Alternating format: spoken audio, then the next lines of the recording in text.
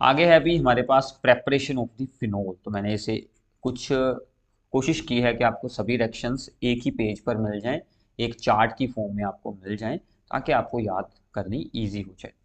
अब देखिए भी इनके आप लोगों ने चार्ट्स बनाने हैं, इनको बार बार याद कीजिए, राइट डाउन कीजिए, मतलब रट्टा नहीं लगाना है, थोड़ा सा समझें फिर इनको राइट डाउन कीजिए। राइट डाउन करेंगे, बार बार इनको सोल्व करेंगे, इनके चार्ट प्रिपेयर करेंगे, याद करें पहले, फिर इनके चार्ट बनाएं, ठीक है ना, तो ही आपको अच्छे से याद रहेंगे रिएक्शंस।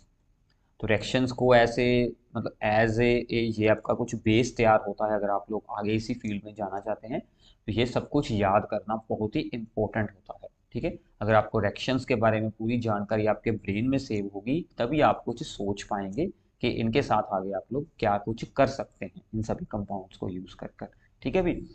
तो फिनोल बनाने के लिए हमारे पास क्या क्या ऑप्शन है हमें, तो सबसे पहला रास्ता है फिनोल तक जाने का, बेंजीन से शुरू होता है।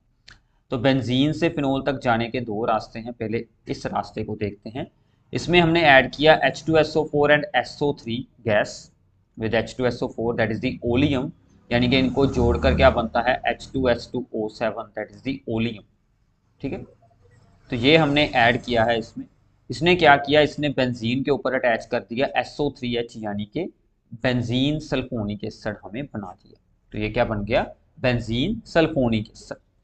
अब बेंजीन सल्फोनिक एसिड की वो हम लोगों ने सोडियम हाइड्रोक्साइड में ऐड कर कर फ्यूज कर दिया। फ्यूज करना मतलब हाई टेम्परेचर पर हीट करना। तो फ्यूज करने पर क्या होगा, अभी यहाँ से SO3H की जगह पर ONA अटैच हो जाएगा, ठीक है। तो यहाँ से ONA जो है वो यहाँ पर अटैच हो गया। बाकी के कुछ बाय प्रोडक्ट फॉर्म होकर बाहर निकल जाएंगे, वो हम यहाँ पर शो नहीं करेंगे। तो इसमें हमने ऐड किया फिर से HCl, ताकि हम लोग Na को हटाकर H लगा दें। तो ऐसे आप लोग फिनोल बना सकते हैं। ये होता है सोडियम फिनो ऑक्साइड, ठीक है। सोडियम फिनो ऑक्साइड पिछले चैप्टर में भी आपने यूज किया था, ठीक है भाई, इतना क्लियर है। तो दूसरा रास्ता जो है वो भी काफी इंपॉर्टेंट है। दूसरा रास्ते के लिए मतलब दूसरा जो हमारे पास वे है बेंजीन से फिनोल बनाने का, हम बेंजीन में ऐड करते हैं that is the propene. This is the propene in the presence of H3PO4 phosphoric acid. Propene in the presence of phosphoric acid. ये जो प्रोपीन का मोलिक्यूल है ये जाकर बेंजीन के ऊपर अटैच हो जाता है यहाँ से। तो ये ऐसे कुछ अटैच हो जाएगा यहाँ पर, ठीक है। तो यहाँ पर जुड़ी है बेंजीन। इस कंपाउंड को बोलते हैं क्यूमिन। इसका एक स्पेशल नाम है क्यूमिन। इसका फार्मूला भी आपको पेपर में पूछा जाता है। तो बेंजीन के ऊपर CH के साथ बोथ साइड पर CH3 सिंपल सा तो फार्मूला है अभी, ठीक है भाई। तो ये बन गई क्यूमिन। अब क्यूमिन को ऑक्सीडाइज किया जाता है in the presence of air, and बाद में उसमें ऐड किया जाता है H पॉजिटिव एंड H2, ठीक है। तो इसके बीच में एक दो स्टेप्स होते हैं, वो आप लोग इसे ऐसे ही याद रख सकते हैं। पहले स्टेप में ऑक्सीजन ऐड करेंगे from air, and second step में इसको H पॉजिटिव एंड H2O के साथ रक्त करवाएंगे, यानी कि इसमें कोई हम लोग एसिड ऐड कर देंगे या फिर हम लोग इसकी हाइड्रोलाइसिस करवा देंगे, ठीक है। तो क्या होगा कि ये जो ऊपर वाला पूरा ग्रुप है इसका बन जाएगा यहाँ पर एसीटोन, वो बाहर निकल जाएगा और ये हमें फिनोल बना देगा। तो एक्चुअल में क्या होता है कि ये जो हमारी क्यूमिन थी, क्यूमिन का ये जो CH था, इसके H के बीच दो ऑक्सीजन अटैच हो जाते हैं ऐसे। इस C के साथ तो दोनों साइड पर CH3 जुड़ा था, तो वो हम लोग ऐसे ही लिख लेते हैं। अब ये जो चीज है ये आपस में अटैच होकर क्या बना लेगी, दैट इज द एसीटोन, ये वाला एसीटोन। और ये जो OH है वो सीधा इस रिंग के साथ अटैच हो जाएगा, तो हमें यहाँ से फिनोल मिल जाएगा। क्लियर है अभी। तो ये कुछ दो स्टेप्स होते हैं, जो दो हमारे पास अलग अलग रिएक्शंस थी फिनोल तक जाने के लिए। इसके अलावा डोज प्रोसेस जो आप लोगों ने पिछले चैप्टर में भी रीड की है, क्लोरोबेंजीन को फ्यूज करवाते हैं सोडियम हाइड्रोक्साइड के साथ, उसको हीट करते हैं at the 623 kelvin and high pressure apply किया गया है 300 ATM का।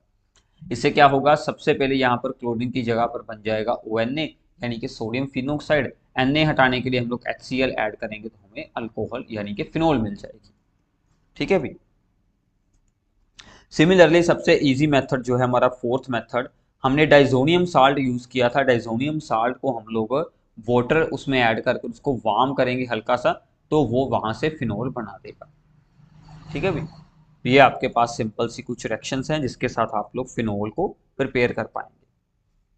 सो नाउ इसके बाद है हमारे पास फिनोल की काफ़ी ज़्यादा इंपॉर्टेंट रिएक्शंस, जो कि आपके लिए हमने एक ही चार्ट में मैंने पूरी रिएक्शंस उसकी बता दी हैं। 2-3 और एक्स्ट्रा रिएक्शंस होगी, तो ताकि आपको याद रखना इजी। तो मैं आपको पहले भी यही बता रहा था कि आपने ऐसे चार्ट्स को खुद बनाइए, बैठकर खुद बनाएंगे तो आपको काफ़ी अच्छी अंडरस्टैंडिंग हो जाएगी। पहले इसको आप लोग अच्छे से समझ लें, ठीक है, समझा हुआ होगा तो आपको ईजी लगेगा। तो फिनोल है, फिनोल की सबसे पहली रिएक्शन है with sodium dichromate and sulphuric acid. इसमें और भी कई ऑप्शंस होते हैं, यानी कि इसकी ऑक्सीडेशन करवाई जाती है, oxidation in the presence of acidified sodium dichromate. तो वो क्या करता है, बेंजीन रिंग को ब्रेक कर देता है एक तरह से, उसको एक अलग कंपाउंड बना देता है, that is the benzoquinone. Structure कैसी है, यहाँ पर बेंजीन है, यहाँ पर सिर्फ 2 बॉन्ड बचे हैं, रिंग में सिर्फ 2 बॉन्ड यहाँ पर बचे हैं, this is not the benzene ring. Ring में, ठीक है, 6 कार्बन की रिंग में 2 बॉन्ड यहाँ पर बचे हैं, फिर 2 बॉन्ड ऊपर ऑक्सीजन के साथ, 2 बॉन्ड इधर ऑक्सीजन के साथ, ये एक अलग सी स्ट्रक्चर बन गई, दैट इज दी बेंजोक्विनोन। फिर अगर हम फिनोल में जिंक ऐड करें, जिंक डस्ट ऐड करें, उसको हीट कर दें, तो वो सिंपली क्या करेगा, फिनोल का ऑक्सीजन हटा देगा, तो उसे बेंजीन बना देगा, ऑक्सीजन जिंक अपने साथ जोड़कर जिंक ऑक्साइड बना देगा। ऐसे आप लोग फिनोल से सिंपल बेंजीन बनानी हो, जस्ट उसमें जिंक ऐड कर कर उसको आप लोग हीट कर दें, जिंक डस्ट ऐड कर कर, ठीक है, इतना क्लियर हो गया अभी। चलो, अब फिनोल में अगर हम ऐड करते हैं bromine in the presence of aqueous solution, मतलब एक्वस ब्रोमीन अगर हम इसमें ऐड करते हैं, तो क्या होता है कि दोनों ऑर्थो एंड पैरा पोजीशन सभी जगह पर B R group B R attach हो जाता है, और ये हमारे पास बनता है 2,4,6 ट्राई ब्रोमोफिनोल। 2,4,6 ट्राई ब्रोमोफिनोल, ये एक वाइट कलर के प्रेसिपिटेट्स होते हैं। इन तो इस रिएक्शन के साथ हम लोग फिनोल की डिटेक्शन कर सकते हैं कि अगर इसमें एक्वस ब्रोमीन ऐड कर कर, ब्रोमीन वाटर को ऐड कर कर वाइट प्रेसिपिटेट बनते हैं, तो इसका मतलब ये फिनोल ही है, ठीक है, क्योंकि फिनोल में ये प्रेसिपिटेट बन जाते हैं। क्लियर है अभी। अगर हम यही रिएक्शन करवाएं bromine in the presence of A organic solvent, जैसे कि CS2 हो गया या फिर CCl4 हो गया, तो सभी ऑर्थो पैरा की बजाय हमें 2 मिक्सचर प्रोडक्ट मिलेगा, हमें प्रोडक्ट ऑफ हमें मिक्सचर ऑफ 2 प्रोडक्ट्स मिलेगा यहाँ पर। तो एक पर अटैच होगा ऑर्थो पोजीशन पर ब्रोमीन, एक में अटैच होगा पैरा पोजीशन पर ब्रोमीन। तो पैरा प्रोडक्ट हमारे लिए मेजर प्रोडक्ट होता है, ज़्यादा अमाउंट में बनता है, ठीक है भाई। सिमिलरली अगर हम फिनोल में ऐड करते हैं concentrated HNO3 and H2SO4, these two are known as the nitrating agent. तो नाइट्रेटिंग एजेंट क्या करेगा, NO2 ग्रुप को जोड़ेगा, तो ये काफ़ी स्ट्रॉन्ग होता है, तो ये भी फिनोल के सभी ऑर्थो एंड पैरा पोजीशन पर NO2 ग्रुप को अटैच करवा देता है, ठीक है अभी। तो यहाँ से हम इसको नाम देते हैं, इसका स्पेशल नाम है that is the picric acid, ठीक है। वैसे क्या बनेगा, 2,4,6 ट्राई नाइट्रोफिनोल, इसका एक कॉमन नेम क्या है, पिक्रिक एसिड। अगर इसी की जगह हम लोग डिल्यूट HNO3 ऐड करते हैं ओनली, तो हमें ऑर्थो एंड पैरा प्रोडक्ट्स का मिक्सचर मिलेगा, ortho nitrophenol and para nitrophenol. ये भी इंपॉर्टेंट रिएक्शन है, इनके भी नाम और फार्मूले आपसे पूछे जा सकते हैं, ortho nitrophenol and para nitrophenol. अब देखिए फिनोल की बेंजोइलेशन कुछ अलग तरीके से होती है। तो अगर हम लोग फिनोल में ऐड करते हैं बेंजोइल क्लोराइड, यानी कि C6H5COCl, बेंजीन के ऊपर जुड़ा है COCl, तो क्या होता है कि यहाँ पर फिनोल का हाइड्रोजन की प्लेस पर CO एंड C6H5 ग्रुप पे आकर जुड़ जाता है, ठीक है। तो ये बात आप लोगों ने याद रखनी है। सिमिलरली अगर हम इसकी यहाँ पर अल्काइलेशन करवाते हैं, तो अल्काइलेशन इसकी पिछले चैप्टर जैसे ही सिमिलर होगी, अल्काइल ग्रुप जाकर ortho position and para position पर अटैच हो जाएगा, और हमारे पास para product the major product बन जाएगा। सो ये थी कुछ फिनोल की बहुत ही इंपॉर्टेंट रिएक्शंस। इसके बाद the most important reactions of the phenol, जो कि है सबसे पहले हमारे पास दैट इज द कोल्बीस रिएक्शन। तो आपने सबसे पहले याद रखना है, कोल्बीस रिएक्शन में हम क्या प्रिपेयर करते हैं, हम लोग फिनोल को चेंज करते हैं, this is the phenol. Phenol को हमें चेंज करना है इनटू दी सैलिसाइलिक एसिड। तो हमें फिनोल से क्या बनाना है, सैलिसाइलिक एसिड। सैलिसाइलिक एसिड यानी कि 2 हाइड्रोक्सी बेंजोइक एसिड, बेंजीन के साथ COOH एंड OH ग्रुप जुड़ा हुआ है। इसके लिए हम क्या करते हैं, फिनोल की सबसे पहले रिएक्शन करवाते हैं विद सोडियम हाइड्रोक्साइड, ठीक है। तो ये बन जाता है हमारे पास सोडियम फिनो ऑक्साइड, यहाँ पर हाइड्रोजन की जगह पर आ जाता है सोडियम, ठीक है, सिंपल स्टेप है। सोडियम फिनोक्साइड को हम लोग बाद में रिएक्ट करवाते हैं with carbon dioxide at high temperature of the 400 kelvin and under the pressure of 4 to 7 atmospheric. ठीक है, तो इससे क्या होता है कि ये जो C और 2 ऑक्सीजन है CO2 के, ये दोनों यहाँ पर ऑर्थो पोजीशन में एंटर हो जाते हैं। ठीक है, इसके बीच एक इंटरमीडिएट बनता है, वो बाद में रीअरेंज होकर हमें ये प्रोडक्ट बना देता है। इसमें हम बाद में एसिड ऐड करते हैं ताकि हम यहाँ से Na की जगह पर हम यहाँ पर H अटैच कर सकें, तो हम यहाँ पर डिल्यूट एसिड ऐड कर देते हैं, तो यहाँ पर हमें हाइड्रोजन मिल जाता है, तो जिससे हमें यहाँ पर मिल जाता है सैलिसाइलिक एसिड। तो इस रिएक्शन में एक चीज और पूछी जाती है, इसमें हमारा इलेक्ट्रोफिलिक अटैक होता है, तो इस रिएक्शन का इलेक्ट्रोफाइल कौन होता है? That is the carbon dioxide यहाँ पर एज ए इलेक्ट्रोफाइल एक्ट करता है। ठीक है, क्योंकि कार्बन डाइऑक्साइड में अगर आप लोग उसकी स्ट्रक्चर देखें कुछ इस तरह से होती है, ऑक्सीजन पर आ जाएगा पार्शियल नेगेटिव, कार्बन पर आ जाएगा पार्शियल पॉजिटिव चार्ज, तो ऐसे यहाँ पर जो कार्बन डाइऑक्साइड है वो इलेक्ट्रोफाइल की तरह एक्ट करती है। आप लोगों को इस रिएक्शन का मैकेनिज्म हम किसी सेपरेट वीडियो में एक्सप्लेन कर देंगे ताकि आप लोगों को इसके सभी स्टेप्स के बारे में अंडरस्टैंडिंग हो सके।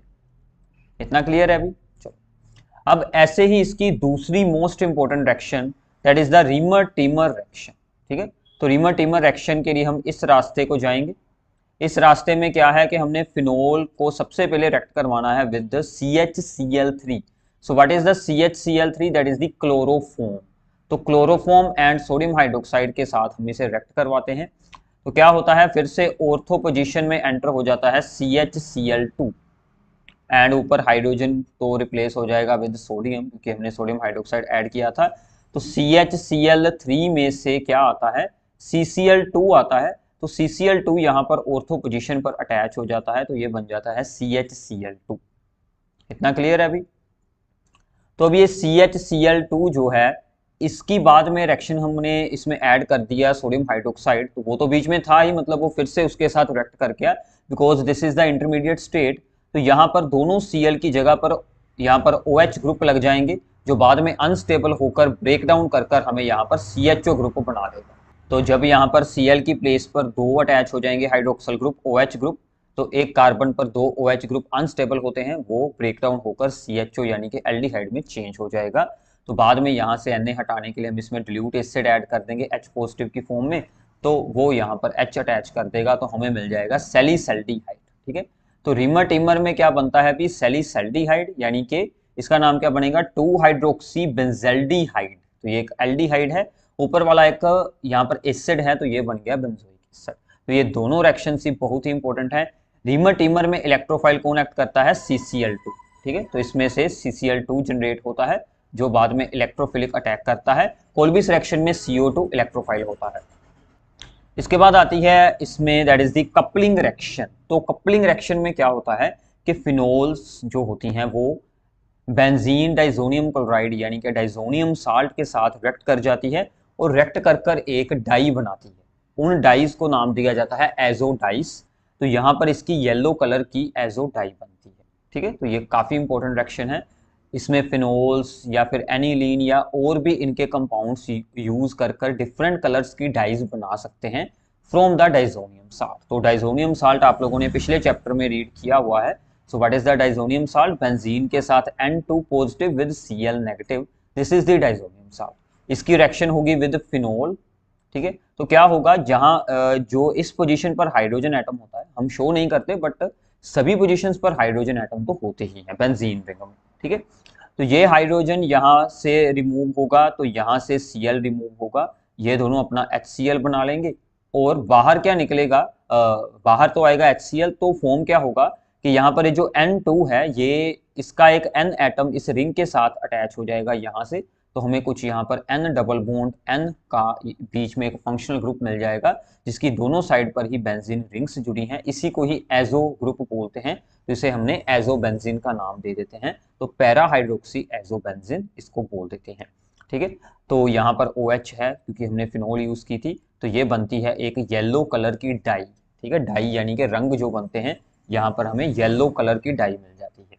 ठीक है, तो ये रिएक्शन यूज की जाती है फिनोल्स की आइडेंटिफिकेशन के लिए, डिटेक्शन के लिए। अल्कोहल्स में ये रिएक्शन तो होती नहीं बट फिनोल्स में हो जाती है।